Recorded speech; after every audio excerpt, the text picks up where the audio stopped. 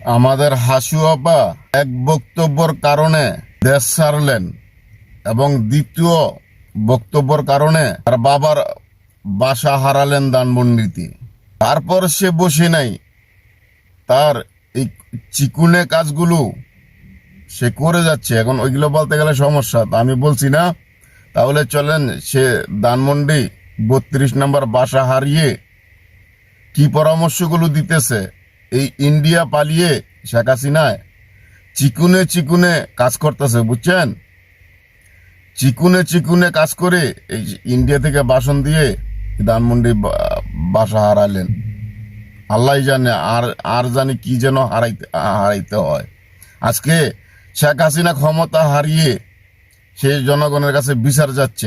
16-17 বছর যে যাদের আত্মীয় স্বজন হারাইছে তারা কার কাছে বিচার যাবে? তো কথা বাড়াচ্ছি না, তাহলে চলেন আমরা সম্পূর্ণ ভিডিওটি দেখে নিই। আপনি গোপালগঞ্জে চলে আসেন, কোনো সমস্যা নাই, আমরা আছি আপনার সাথে। সবাই যাব ইউরোপ আমেরিকা থেকে, সবাই আমরা গোপালগঞ্জে কথা শুনি ইনশাআল্লাহ স্বেচ্ছায় কারাবরণ করব দরকার। জি আপা, জি আপা বলেন প্লিজ।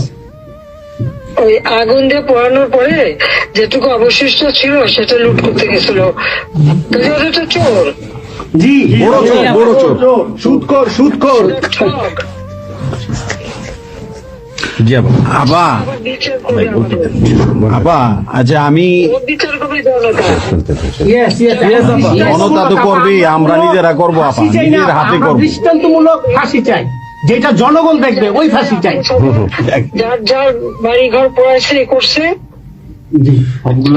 আবার দেশের থেকে সব গরিব মানুষ এখন গ্রামে যাচ্ছে, খাবার পাচ্ছে না, কিচ্ছু পাচ্ছে না, খুব কষ্টে আছে সাধারণ পাবলিক, খুবই খারাপ। আপা আমরা দোয়া করি আপনি তাড়াতাড়ি আসেন। বৃহত্তর নোয়াখালীর অবস্থা অনেক খারাপ আপা।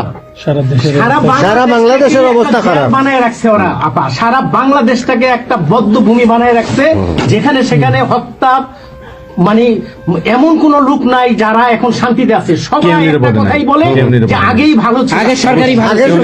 আমরা ভুল করেছি আপা, এই কথা সবাই বলে। সবাই অনুতপ্ত আপা। আপনি বলেন জি আপা প্লিজ বলেন আপা প্লিজ। প্রত্যেকটা জায়গায় তো এইভাবে, এবং এখন আবার সে ওই একটা পদক্ষেপ নিচ্ছে।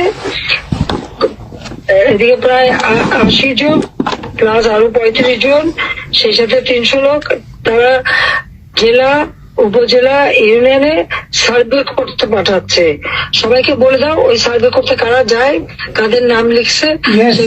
আমরা করবো। Definitely you can get it.